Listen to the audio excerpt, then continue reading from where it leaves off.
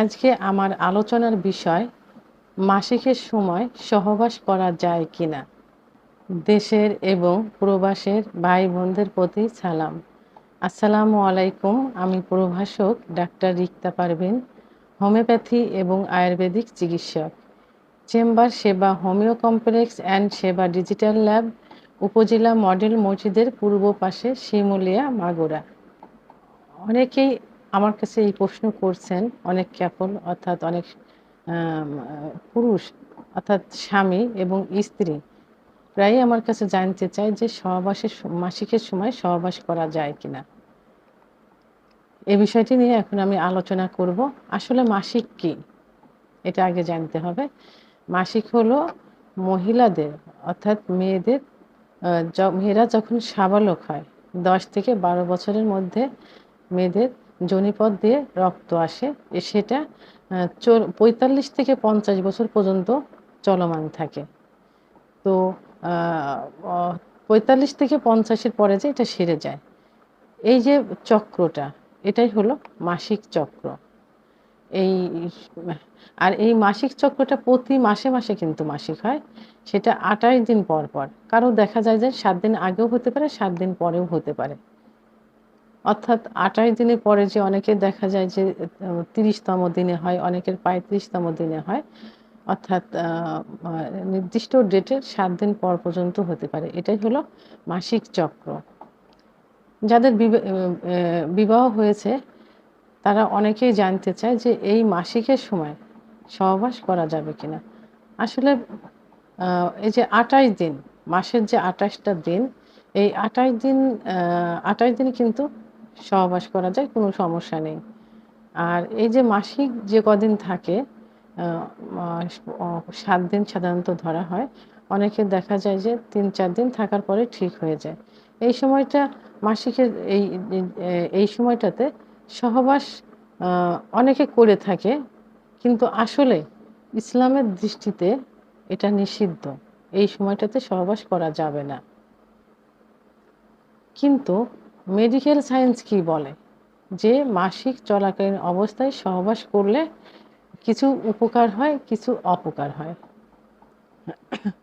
তো এটা কিন্তু মেডিকেল সায়েন্সে, ইসলাম কিন্তু এটা পুরাপুরিভাবে নিষিদ্ধ। তো এখন মাসিক চলাকালীন অবস্থায় সহবাস করলে কি কি উপকার হয়। মাসিক যখন শুরু হয়, তার দেখা যায় যে একদিন আগ থেকেই মহিলাদের যে সেক্স হরমোন, ইস্ট্রোজেন হরমোন এবং প্রোজেস্টেরন হরমোন বেড়ে যায়। তখন সেক্স করার খুব ইচ্ছা হয়, খুব চাহিদা হয়। তো এই সময় অনেকে সহবাসে লিপ্ত হয়। আর এই সময় যে সহবাসে লিপ্ত হওয়া যায়, তাহলে মহিলাদের মাসিক চলাকালীন সময় কিছু কিছু সমস্যা হয়। আর এই সমস্যাগুলোকে এটাকে ডিসমেনোরিয়া বলে, অর্থাৎ বাধক বেদনা। মাসিক চলাকালীনের শুরুর আগ থেকে 1 দিন 2 দিন আগ থেকে গা হাত পা ব্যথা করে, মাথা ব্যথা করে, এবং পেটে ব্যথা করে, অনেকের ব্রেস্টে ব্যথা করে। তা এই সময় যদি সহবাস করা যায়, তাহলে মেয়েদের এক ধরনের অক্সিটক্সিন এবং এন্ডোরফিন নামক এক ধরনের হরমোন নিঃসৃত হয়। এই হরমোন নিঃসৃত হওয়ার কারণে এই যে এই ব্যথাগুলো ঠিক হয়ে যায়। এটা মাসিক চলাকালীন অবস্থায় যখন সহবাস করা হয়, তখন এই হরমোনটা নিঃসৃত হয়। তো এই হরমোন নিঃসৃত হলে এই যে ব্যথা, বাধকের যে ব্যথা, এই ব্যথা কিন্তু ঠিক হয়ে যায় এবং মাথা ব্যথা করে, এগুলো ঠিক হয়ে যায়। আর এই ব্যথার কারণে অনেকের ঘুম হয় না। তো ঘুম সহবাস করলে পরিমিত পরিমাণে ঘুম হয়। অনেকের ঘুম হয় না, অসহ্য, বিছানায় ছটফট করে। তো তখন এই হরমোন নিঃসৃত হওয়ার কারণে ঘুমটা পরিপূর্ণভাবে হয়ে যায়।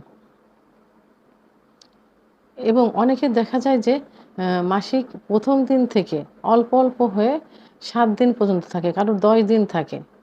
তো সহবাস করলে এই যে ধীরে ধীরে যে মাসিকটা থেমে থেমে হয়, এইটা দ্রুত গতিতে হয়ে যায়। অর্থাৎ 2-1 দিনের ভিতরেই মাসিকটা এই পরিমাণে বেশি হয়ে সময়টা কমিয়ে দেয়, দ্রুত এটা ঠিক হয়ে যায়। তাহলে এটা হলো মাসিক চলাকালীন অবস্থায় সহবাস করলে এই উপকারগুলো হয়। আর ক্ষতিগুলো কি হয়, যে অনেক সময় ক্ষতি অর্থাৎ অপকার, মাসিক চলাকালীন অবস্থায় সহবাস করলে অপকারিতা। তো সহবাস করলে অনেক সময় দেখা যায় ইউটেরাসে আঘাত লাগতে পারে। আঘাত লাগার কারণে পর্যাপ্ত পরিমাণ ব্লিডিং হতে পারে। এবং এই সময় কিন্তু কিছু, কিছু রোগ থাকে যে রোগগুলো ছোঁয়াচে, এই রোগগুলো স্বামী-স্ত্রী উভয়ের আক্রমণ করতে পারে। অর্থাৎ খুব সহজেই এটা আ বাসা বাঁধে এই রোগগুলা। তো কি রোগ থাকে সাধারণত STI, HIV, hepatitis B, syphilis, gonorrhoea.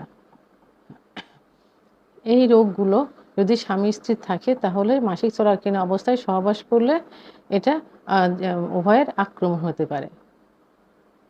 তো তাহলে মাসিক চলাকালীন অবস্থায় সহবাস করলে উপকার বেশি, ক্ষতির পরিমাণ কম থাকে। তবে যে পরিমাণ ক্ষতি হয় সেটা যদি সতর্কতা অবলম্বন করে সহবাস করা যায় তাহলে ইউটেরাসে কখনো আঘাত লাগবে না, অতিরিক্ত মাসিক হওয়ার কোনো সম্ভাবনা থাকবে না।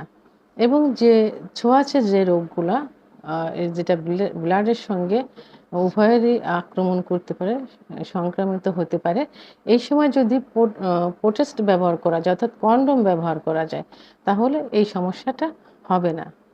তো তাহলে মাসিক চলাকালীন অবস্থায় ইসলামের দৃষ্টিতে সহবাস করা নিষিদ্ধ, মেডিকেল সায়েন্সে ও ক্ষতির থেকে উপকারী হয়ে থাকে বেশি। তো আমার ভিডিওটি সম্পর্কে যদি কোনো মতামত থেকে থাকে অবশ্যই কমেন্টসের মাধ্যমে জানাবেন। আর ভিডিওটি ভালো লাগলে লাইক, কমেন্ট, সাবস্ক্রাইব করে আমার সঙ্গে থাকুন। আল্লাহ হাফেজ।